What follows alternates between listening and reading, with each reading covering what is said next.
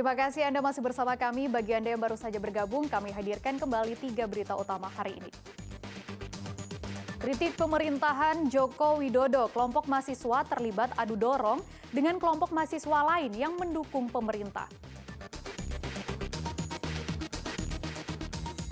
Harga cabai kian tak terkendali, para ibu di Banyumas terpaksa berburu cabai busuk karena harganya lebih murah.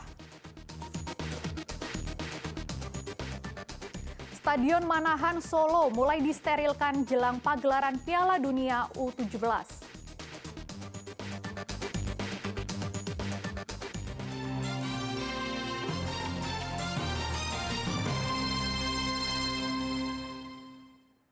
Jembatan kaca objek wisata Hutan Pinus di Banyumas pecah.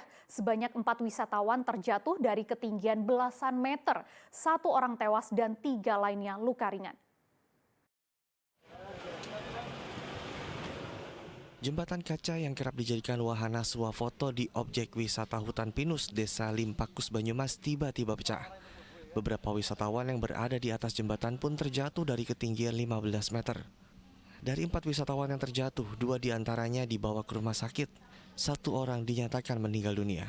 Ada 4 orang yang jatuh, 2 itu pada saat kacanya pecah itu sempat berpegangan di kayu-kayu ataupun di pengaman yang ada di jembatan kaca tersebut. Kemudian 2 lagi kaca pecah kemudian jatuh ke bawah. Dari 2 ini dilakukan pertolongan, 1 atas nama F itu luka ringan, dan kemudian yang satu lagi, wisatawan yang satu lagi inisial A ini dinyatakan oleh dokter meninggal dunia.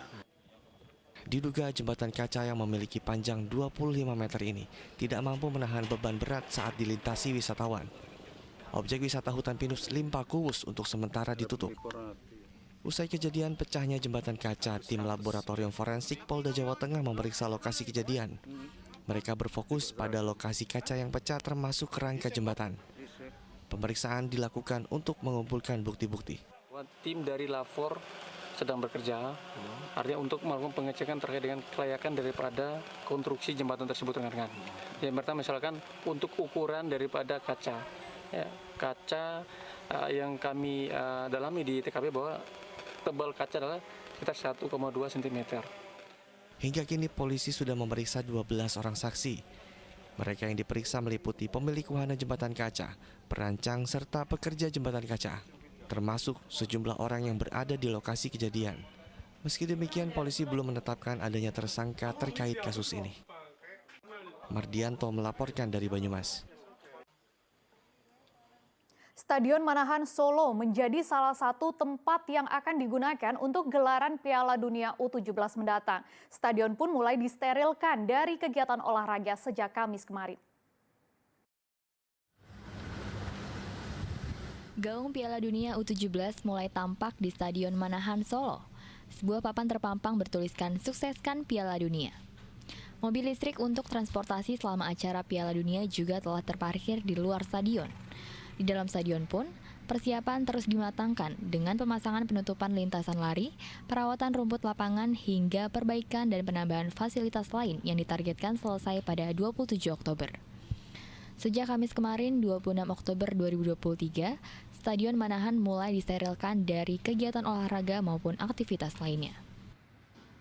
26 Oktober akan dilakukan fogging di kawasan Manahan. Nanti 27 itu Manahan sudah di bawah otoritas FIFA. Ya, jadi FIFA akan kantor di Manahan. Ya. Beberapa kegiatan pekerjaan termasuk untuk peninggian parameter agar luar itu sudah selesai.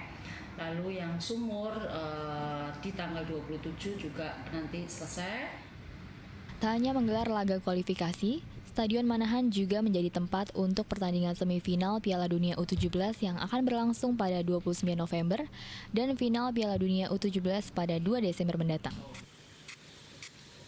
Heri Prasetyo melaporkan dari Solo. Tim Animal Rescue dari Damkar Sragen mengevakuasi ular dari kamar seorang warga. Ular berhasil ditangkap dan dievakuasi menggunakan tongkat penjepit ular.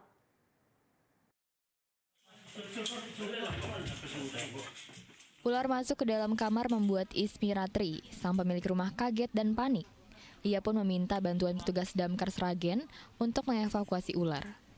Petugas menyusuri bagian kamar terutama di kolong tempat tidur. Ya kan habis dari kamar mandi mau keluar, tiba-tiba ada ular di meja rias itu. Terus habis dari meja, pas saya lihat ular itu, otomatis saya telepon pemadam kebakaran. Langsung ya Mbak? Iya, langsung. Gerakan ular yang lincah membuat ular sulit ditangkap.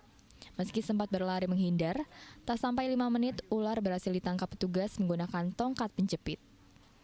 Ular yang ditangkap akan dilepas ke lokasi yang jauh dari pemukiman warga.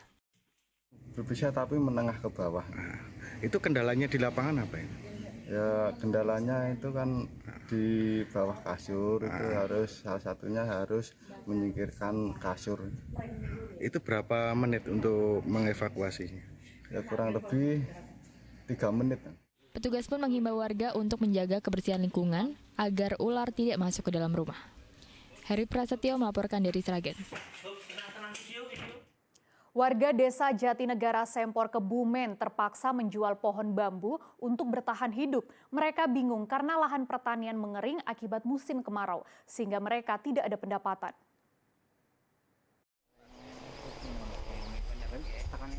Sejak lahan pertanian mengering, setiap hari warga dusun Kebon Agung Desa Jatinegara Sempor Kebumen menebang pohon bambu yang ditanam di lahan mereka.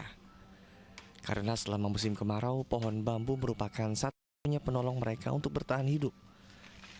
Mesin air dan tempat penampungan air yang berada di dusun Kebon Agung tidak ada airnya, sehingga para petani beralih pekerjaan menjual bambu agar bisa mendapatkan uang.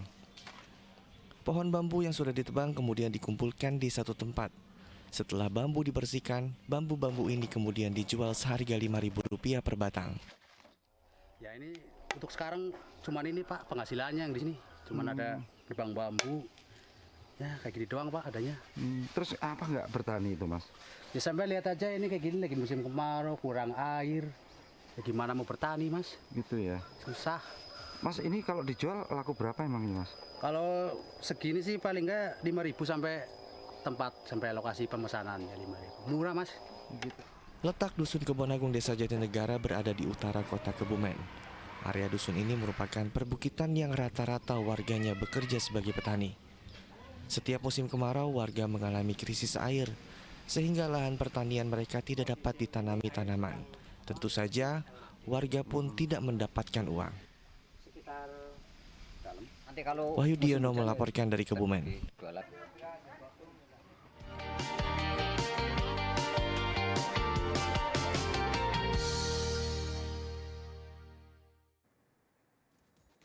Informasi tadi mengakhiri jumpa kita hari ini. Atas nama rekan yang bertugas, saya Frin Meriana mengucapkan terima kasih atas kebersamaan Anda. Selamat beraktivitas dan sampai jumpa.